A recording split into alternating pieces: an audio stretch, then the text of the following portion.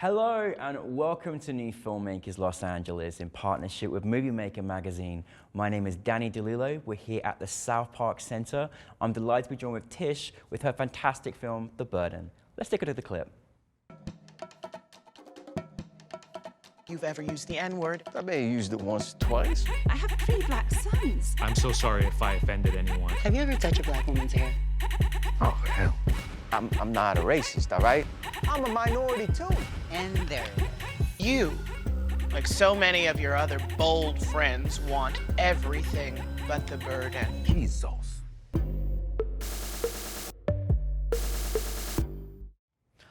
Tish, thank you so much for being here. Welcome to the New Filmmakers as a family. We won't let you go now. Good. Thank you so much for bringing The Burden. I can't believe you created an entire world. I've got so many questions. Good. But for those that haven't seen it, tell us the brief synopsis. So basically, black people have gotten tired of racism and have decided to colonize a new planet in the Andromeda galaxy. And if other people who are not black want to come to the planet, they have to go through a citizenship-like process with a tribunal. So we open on an Asian man who is trying to become a citizen, and he's very well versed in black culture, and then they find out he is a perpetual N-word user. It's a brilliant story. Like, it's such a brilliant story. Like, the only thing I was disappointed about was it ended. I was like, I want more. I want more. TV series, I want feature. Like, give me everything. Yes. But what a brilliant story. Like, seriously. And like, you know what? Like, I'm so glad that you made it. But there's, you created this world, these characters. Like, I'm not going to ask you where the inspiration came from because unfortunately it's all around us. Mm-hmm. But for you personally, what was that moment for you where you wanted to make this film, and the style, the energy, the feel, the production? Like, how did that all start for you, Tish? So it all started with me sitting on the couch one day watching an Instagram story. My husband happens to be Filipino-American, and all of his friends back home in Jersey were having a going-away party for someone, and it was all Filipino people. And I heard someone yell the word. You didn't? Oh my God. And so I was like, who just said that? In the Instagram story. Yeah. And so I could see them look at it, and then they didn't say anything. And so I was like, ooh. And I sat on the couch, and I started to grow smaller and smaller, and then something came over me. And it was like, I tell people, almost like otherworldly. I had this story just shoot through me, and I just started writing. It was manic. I had never written before. I am an actor by trade. I have been acting for 18 years, never written anything, and just had the outline. And then I took it to a theater box situation and was like workshopping it, and they were like, you need to make this into a film. And so, you know, I was a reluctant writer. You know, I was like, well, you know, I'll act in it, so, you know, you see me in it. Yeah. And was never planning on directing it. And then we started, you know, interviewing directors. I had one director for the theater part who was South Asian and said, okay, now we're getting ready for the N-word scene, but said the actual word to all black actors. Goodness. So she wanted to direct this one, and we were like, no, we're going to make a safe space. Yeah. So we knew it had to be as many black people as possible and as many women as possible. So then we had another director that was like, I see bleakness, rocks, desert. And I was like, we're black folks. Yeah. We've got, you know, science fiction at the tip of our fingertips. Why are we doing these dystopian, you know, situations? I was like, I want this to be black people are alchemists. Black people, you know, make magic wherever they go. I need bright colors. So it was really important for me to find somebody with that vision. And so my production heads were like, Tish, I know you don't fancy yourself a writer, but you've basically written this as like how a director would write it. You've got a clear vision, you need to direct it. And so I had a good cry, and then I was like, okay, and I just stepped inside of it and went forward. And because it was so personal to me, and because I have such strong opinions about what Afrofuturism and sci-fi should look like, I didn't even have time to question myself or have imposter syndrome. I just got in there and did it. Congratulations to you. You wrote a beautiful film. Like, you wrote it so well. Like, it honestly, like, you know, every syllable was just had meaning to it, and the actors, including yourself, just orchestrated it the way that you'd hope the writer would want, the actor would want, the director would want. Like, it just was so much synergy that you had. And, you know, you created a world, and I love that you stuck to your own guns and said, no, I see it this way, you know, and you did it the right way. I felt like you took sci-fi forward, like, in a way we've never seen before. And I'm just so proud that you made it, because I'm still in this world. Like, I remember everything that you gave us. Goodness me, obviously you did a fantastic job, although your whole aura feels totally different because you're a great actor. But how did you go about bringing your team together? Because I mean, everyone had like, they could almost say like a spin-off of their own. They were great actors that you had. Tell us how you brought that, and then I love the idea of this trilogy of people just, you know, reeling people in. Tell us about that. I was brought to tears by Black Panther. When I saw Wakanda, in fairness, this was called New World Wakanda when I first started it, but I knew I would get sued. So I always had Wakanda in my head. So there was that part of it, but there was also, you know, Octavia Butler is one of my favorite, I call her an ancestor. I speak to her, I have pictures of her in my house. Aww. And so I was like, we need to show a utopia. We've never gotten to see a Black utopia yet. And so— Until you came along, Tish. Thank there you. go. And so I knew if I was creating this world, that there needed to be a Black, dark-skinned trans woman that was one of the people in power.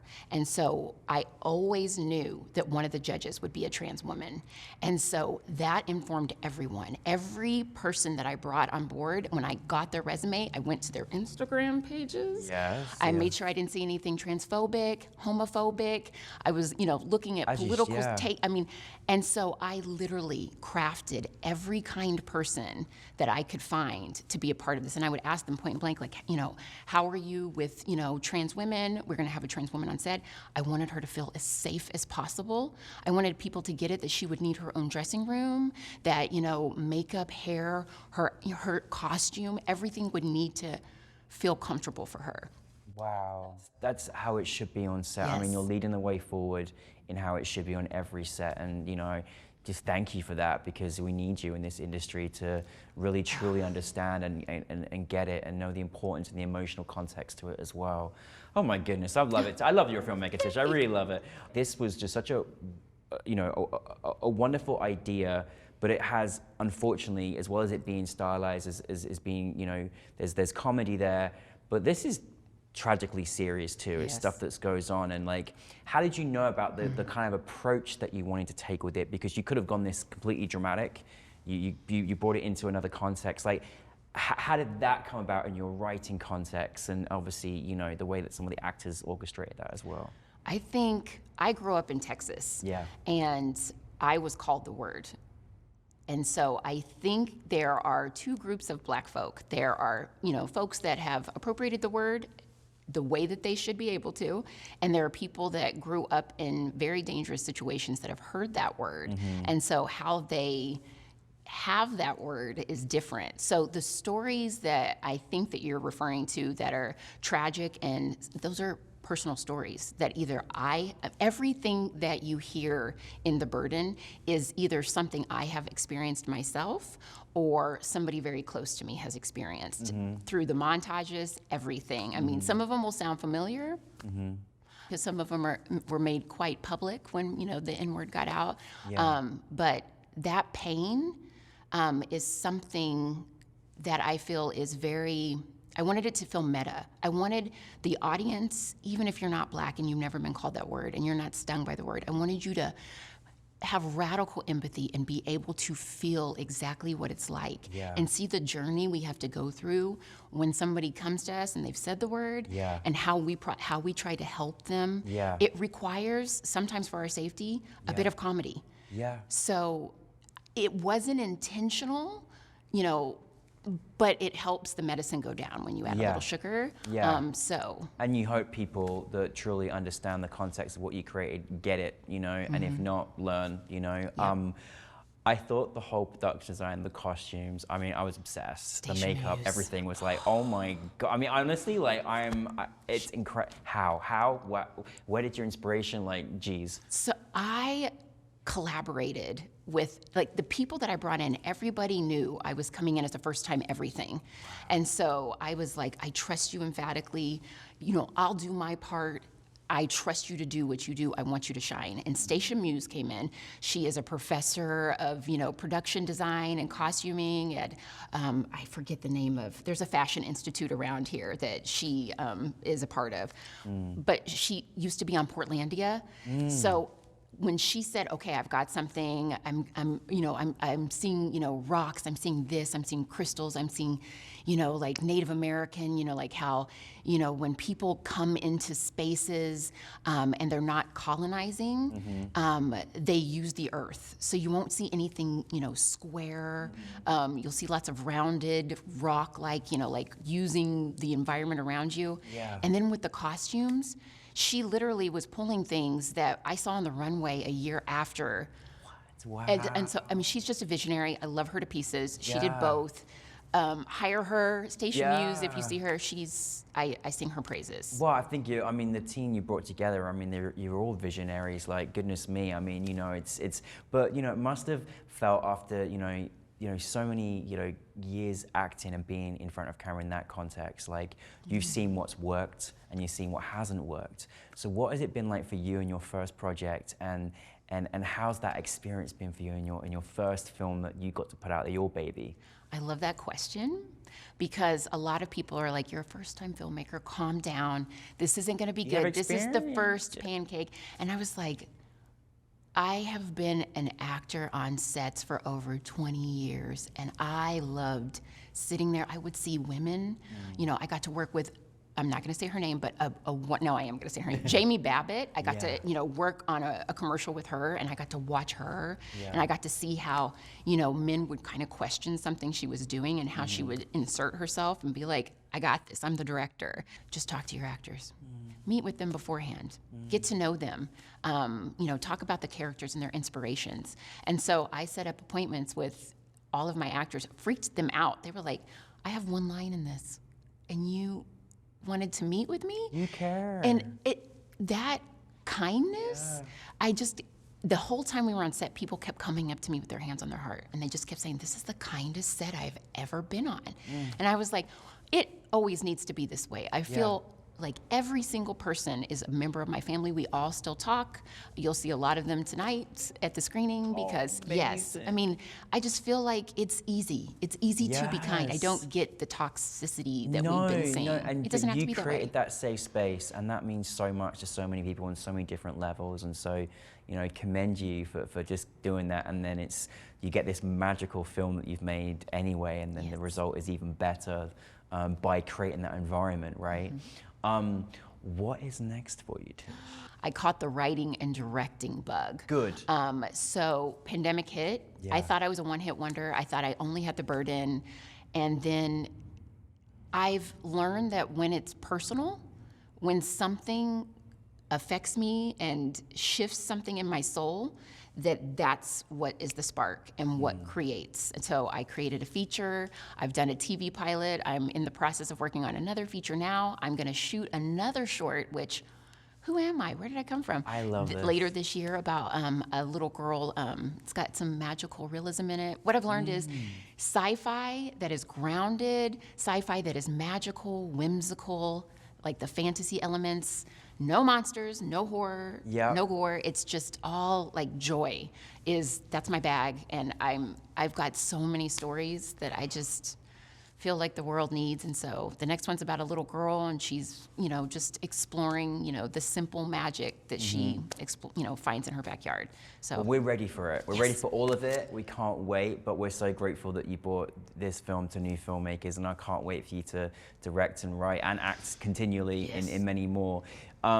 You've seen a lot probably in change in this industry, and as a creative artist over the years, you know, so much change is happening, some better, some things not happening fast enough.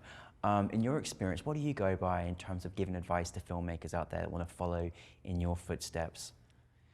I would say that there are a lot of people that are scared of dreaming. And so if you come out and say you're waiting for someone to give you permission to tell your stories, to tell them to, respectfully shut up and just do it. Because when I did this, I was so passionate about the story that when I decided and said to the universe, I'm gonna do this, the universe conspired to make it happen. I booked a crazy commercial that paid for half of, the project. We had a crowdfunding campaign that came in and really, stepped in and helped us. I found these amazing professional, like my production heads have all been in the business for over, 10 plus years. Wow. The world will conspire to help you tell that story. Amazing. So make it personal, and the more passionate you are about it, the more passionate other people will be about it. Make it. I can't wait for many more. Tish, you lead the way. Thank you so much for bringing your film to us. Thank you for bringing all of your wonderful cast and crew, and say thank you to them on behalf of us, and welcome to the New Filmmakers family. Thank you. Thank you very much, Tish, everybody.